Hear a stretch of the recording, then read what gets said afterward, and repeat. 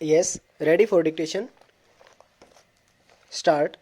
आदरणीय सदस्यगण, अगर आपसे पूछा जाए कि आज आपकी सबसे कीमती चीज़ क्या है, तो आप क्या कहेंगे? प्रश्नवाचक चिन्ह। आप अपने परिवार, अपने घर, अपनी ज़मीन का नाम लेंगे, विराम। जाहिर है कि ये सारी चीज़ें आपको प्यारी हैं, किंतु आपके पास इनसे भी कीमती एक चीज़ और है, और वह है आपकी आज़ादी, विराम।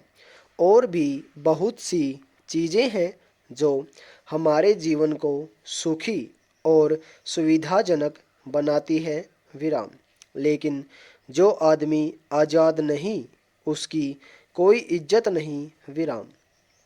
आज हम आज़ाद हैं और हम भारतवासियों के लिए अपनी आज़ादी पर खुश होने का खास कारण है, विराम।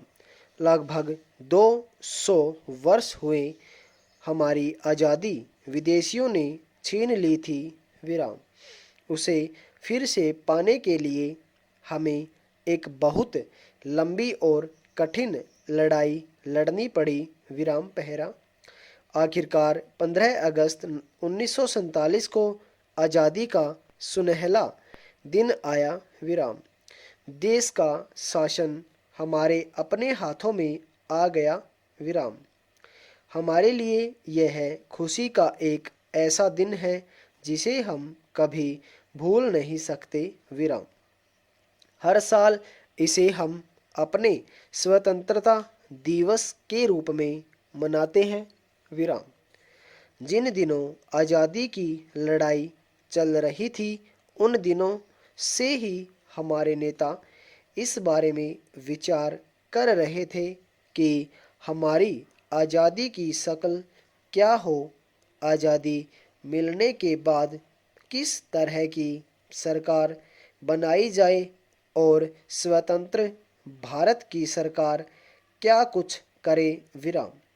जो बात बिल्कुल साफ थी वह यह कि स्वतंत्र भारत की सरकार जनता की होगी, जनता द्वारा होगी और जनता के लिए होगी, विराम।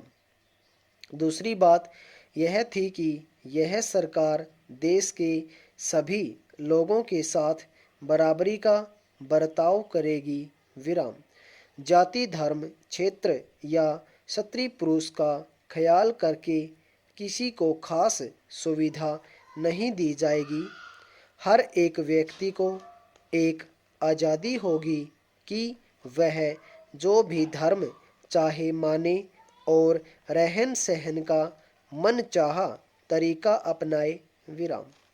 तीसरी बात यह कि सरकार जनता की भलाई के लिए काम करेगी और हमारे बीच से गरीबी और अज्ञान को जल्दी से जल्दी दूर करने का काम अपने हाथों में लेगी, विराम पहरा।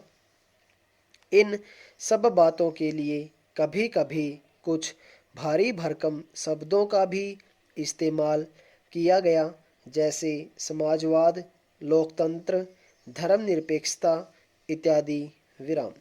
सीधे सीधे शब्दों में इनका अर्थ यह है कि सरकार कायम रहे, जनता की उन्नति और खुशहाली के लिए काम करती जाए, विराम। हमारे लोकतंत्र में वे सब बातें मौजूद हैं, विराम। जिन आर्थिक और सामाजिक लक्ष्यों को सामने रखकर हमने आज़ादी की लड़ाई लड़ी थी, उन्हीं को पूरा करने के लिए महात्मा गांधी, जवाहरलाल नेहरू तथा दूसरे नेताओं द्वारा दिखाए गए रास्ते पर हमारे लोकतंत्र का निर्माण हुआ है, विराम। हमारे लोकतंत्र का क्या स्वरूप हो, राज्य के विभिन्न अंग किस ढंग से और क्या कार्य करें, और राष्ट्रीय नीति के मोटे मोटे सिद्धांत क्या हो, ये सारी बातें ऐसे महत्वपूर्ण दस्तावेज में दी गई हैं जिसे हम भारत का संविधान कहते हैं, विराम। स्वतंत्र होने के बाद देश की जनता के प्रतिनिधियों ने एक संविधान सभा बनाई थी। विराम।